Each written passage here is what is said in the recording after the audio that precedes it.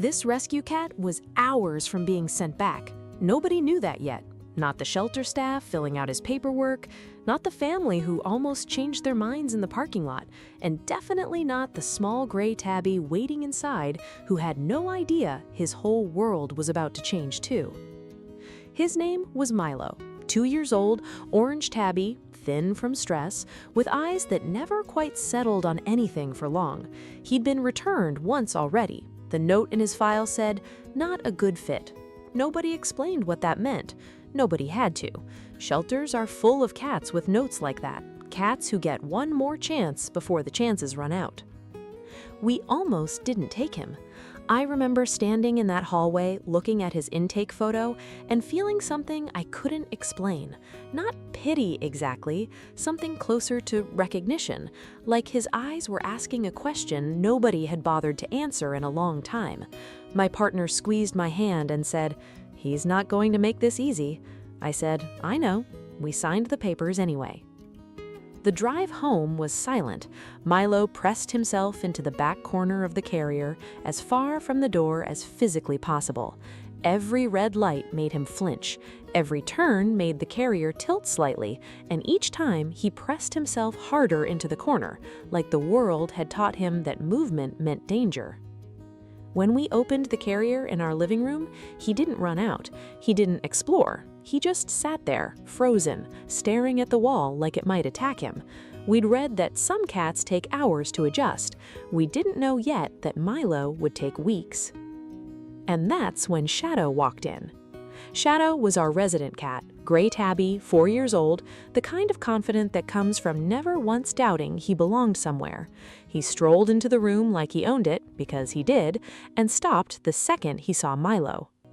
For a long moment, neither cat moved. I held my breath. This was the part I'd been dreading.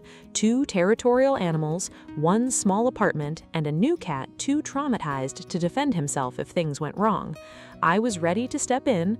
I was ready for hissing, for a chase, for weeks of tension. Instead, Shadow sat down, just sat 3 feet away, and watched Milo. He didn't approach, he didn't retreat, he just watched Milo the way you'd watch something fragile you didn't want to startle. And Milo, still frozen against the wall, watched him back.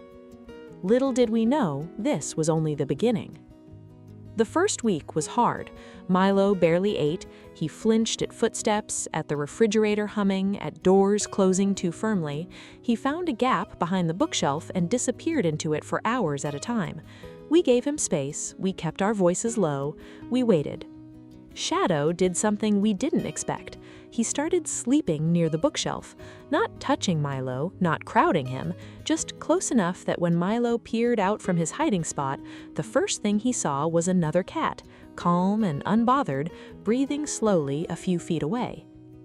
By day 9, Milo came out to eat while Shadow was in the room. That had never happened before. By day 14, he let Shadow get within a foot of him without bolting.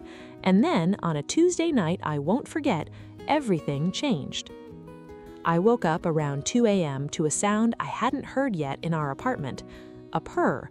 Not mine, not from either cat's usual spot. I crept out to the living room and found them both on the couch. Shadow was curled against the armrest. Milo was pressed against his side, actually touching him, actually choosing to be close, and that quiet rumbling sound was coming from his chest. He'd never purred before, not once in 2 weeks. I stood in the doorway and just watched them, and something in my own chest loosened that I didn't even know had been tight. Hey, if stories like this one mean something to you, hit subscribe right now. It genuinely helps more of these stories reach people, and it means more to me than you know. From that point on, things moved faster than I expected. Milo started following Shadow from room to room, not clinging exactly, but shadowing him, learning the apartment through his confidence instead of his own fear. When the mail carrier knocked, Milo used to bolt. Now he'd glance at Shadow first, and if Shadow didn't react, neither did he. He was borrowing courage. That's the only way I know how to describe it. 3 weeks in, we saw something that still gives me chills. A delivery driver knocked louder than usual, 3 sharp bangs, and Milo flinched hard. ears flat, body low, ready to bolt for the bookshelf. Before he could run, Shadow moved, not toward the door, toward Milo. He stepped in front of him, positioned himself between Milo and the sound, and stayed there, still and alert, ears rotating toward the hallway until the footsteps outside faded away and the elevator doors closed downstairs. Only then did he relax. Only then did he sit back down, as if the danger had officially passed inspection. Nobody taught him to do that. Nobody trained it, rewarded it, or even suggested it. He just did it, like it was simply his job now. That became a pattern. Loud noises, strangers at the door, even the vacuum cleaner. Shadow would place himself between Milo and whatever frightened him. Not aggressive, not puffed up, just present. A wall of calm fur standing exactly where it needed to stand. Our vet noticed it too during Milo's follow-up visit. She watched Shadow press against the carrier the entire appointment, low, steady purring the whole time, and she looked up at us and said, "That purring might actually be helping him more than anything I can do." Something shifted in the air of this apartment after that. Milo started sleeping in the open instead of behind the bookshelf. He started meowing, quiet at first, just small questioning sounds directed at Shadow, like he was finally allowed to ask for things. He started playing, clumsy and tentative, batting at toys while glancing over to make sure Shadow approved. He was becoming a cat who believed he was allowed to exist loudly. 2 months after we brought him home, I found them sleeping stacked on top of each other on the windowsill, Milo's chin resting on Shadow's shoulder, both of them lit gold in the afternoon sun. I stood there with my coffee going cold in my hand, just looking at them, thinking about how close we'd come to walking past that shelter photo entirely, how close he'd come to being sent back a second time, how different this apartment would feel right now if we had. Some stories are too good to keep to yourself, and this is one I think about every single day I watch these two curled up together. Milo still isn't the boldest cat in the world. He still flinches sometimes. He still needs a minute before trusting new sounds, new people, new spaces.